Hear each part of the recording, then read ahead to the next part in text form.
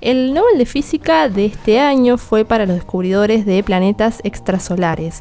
Michael Mayor, Didier Queloz y James Peebles recibieron el premio de la Academia Sueca por el hallazgo de exoplanetas y por sus estudios sobre la evolución del cosmos. Pero bueno, para hablar de esto tenemos comunicación ahora con Daniel Linares, quien es docente de la Facultad de Ciencias Físico-Matemáticas y Naturales de la Universidad Nacional de San Luis. Buenos días, Daniel, ¿cómo le va? Buenos días, Priscila, mucho gusto. Bueno, Daniel, estos suizos, Mayor y Queloz, fueron quienes descubrieron por primera vez un planeta ubicado fuera de nuestro sistema solar. ¿Cómo fue posible ese descubrimiento? Bueno, en general los planetas son muy difíciles de visualizar porque no tienen luz propia y la que reflejan es muy débil. Entonces generalmente lo que se hace es observación sobre estrellas que tienen un pequeño movimiento digamos, de zigzagueo. En vez de verlas quietas, vemos como un pequeño zigzagueo. Es muy pequeño, así que hay que tener aparatos de muchísima precisión. De la misma manera que el Sol nos atrae a nosotros, a todos los planetas atraen al Sol y también provocan sobre el Sol un pequeño movimiento. Ahora, mientras más pequeño, más difícil de detectar. Por eso se ha hecho tan difícil. Mayor y Queloz, en el año 95, pudieron encontrar por este tipo de método un exoplaneta, porque está fuera del sistema solar, ¿no? Que orbitaba en una estrella parecida a la nuestra, al Sol. ¿Está bien? Generalmente lo que intentan es encontrar estrellas en las cuales, o sea, parecida al Sol, que de alguna manera podrían garantizar que se desarrolle la vida.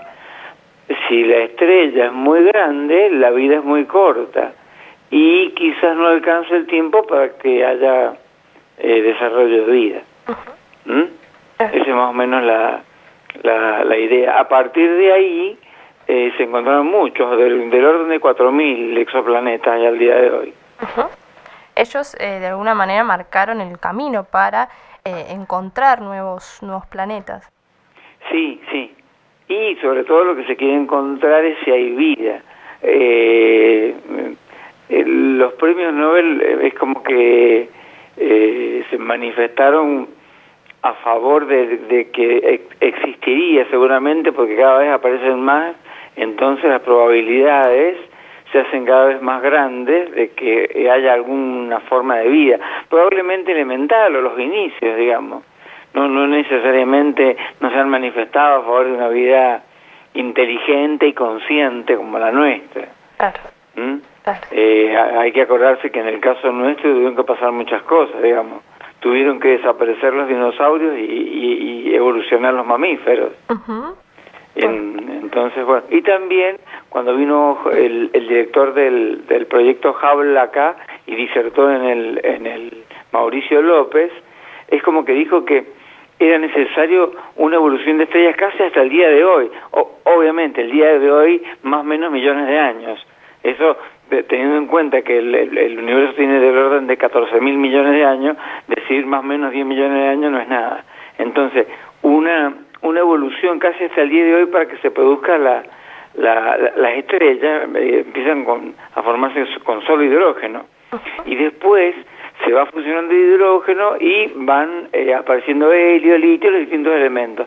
Bueno, es necesario que aparezca el carbono, en el caso de una vida basada en carbono. O sea, en el caso de una vida basada en carbono, lo que dijo el director del proyecto Hubble es casi como que se necesitaba hasta el día de hoy. El día de hoy es el día de la aparición de nuestro sistema solar, o sea, que hace aproximadamente unos 4.500 millones de años, y después, con toda su evolución, apareció la vida. Es muy importante esto del carbono, porque somos en gran parte carbono. Sí, eso es importantísimo. Y una cosita que quería agregar, que la otra parte del premio Nobel es por otro tema. Claro, sí, mira, sobre Sobre antes de pasar a James Peebles, yo quería preguntarte si vos tenés idea de cómo es ese primer planeta que se descubrió fuera del sistema solar. Lo que te quería preguntar concretamente es si se puede comparar en tamaño con alguno de los planetas de nuestro sistema. Y sería parecido a Júpiter. Ah, grande. Claro, bien grande, gaseoso, caliente y muy cercano a la estrella en la que orbita. Eso es más o menos lo que han detectado. Claro. Y otra cuestión que te quería preguntar es si vos decías que había, miles de planetas que se han descubierto desde entonces. Quería preguntarte si tenés el conocimiento de que alguno tenga alguna característica parecido al nuestro, o si hay alguno que tenga varias características. Y eso es un poco complicado. Realmente no tengo que tenga exactamente, pero seguro que alguno parecido tiene que haber dentro de 4.000 planetas descubiertos. Lo que pasa es que la precisión, como dice Peebles, que estamos hoy en día en una cosmología de precisión. Si bien hay precisión, también, digamos, es complicada la determinación del cuerpo planetario desde acá, digamos. Claro. Lleva mucho tiempo, tiene que estar bien verificado, pero me parece que con solo hecho de mirar el sistema solar, que más o menos tenemos la mitad de planetas sólidos y la mitad de planetas gaseosos, no es difícil pensar que esa probabilidad exista en 4.000 estrellas, en donde ya han descubierto exoplanetas. Ahora sí, ¿cuáles fueron los aportes del canadiense James Peebles sobre la evolución del universo? Bueno, él es un teórico y él empezó, lo que tendríamos que decir, la teoría del Big Bang data de la década del 20, ¿está bien? Con Lemaitre, y en los años 60, para ser más preciso en el 64, Penzias y Wilson, con un radiotelescopio que es algo parecido a una antena de DirecTV, así como nosotros lo apuntamos al satélite para recibir televisión, ellos lo apuntaban para todos lados para recibir, radiación que no es visible y que nos podría proveer algún tipo de información. En determinado momento continuamente recibían como una radiación que siempre estaba para cualquier lado que la apuntaran. Pensaron que eran un palomar, en el radiotelescopio lo limpiaron y llevaron las palomas a otro lado, vamos a hacerlo cortito, y la radiación siguió. Se convencieron de que lo que llegaba era una radiación.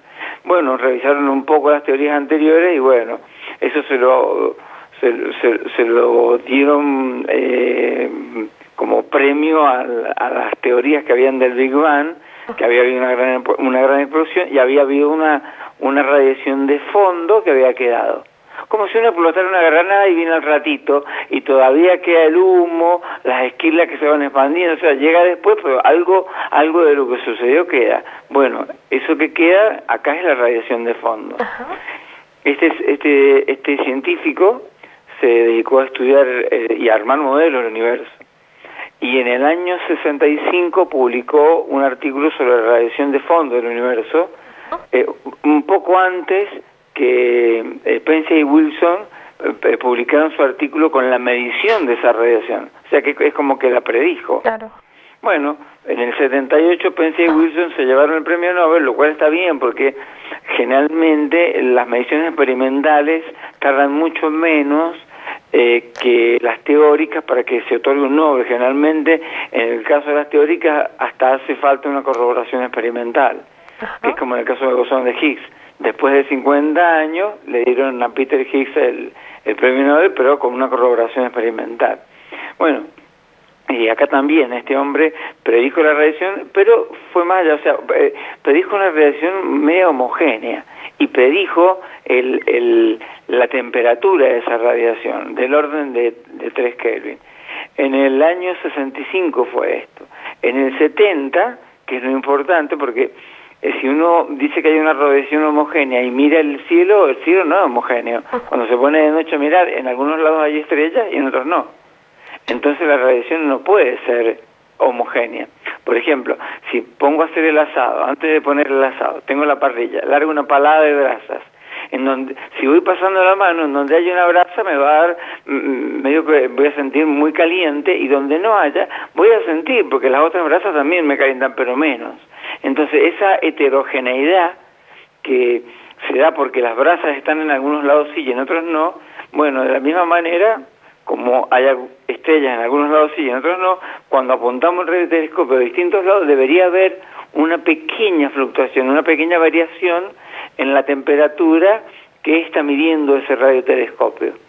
Bueno, en el año 70 él dijo que las fluctuaciones las predijo, pues deberían ser del orden de las 100, entre la 10 milésima y la 100 milésima de grado, algo muy muy pequeño y muy difícil de medir.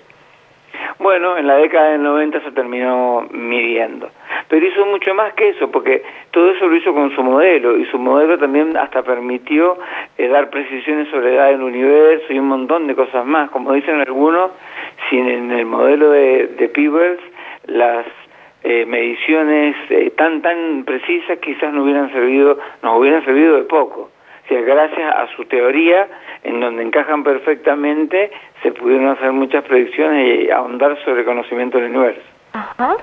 Es interesante esto que decís, que bueno, que las predicciones se premian generalmente después de que se haya comprobado mediante experimentos.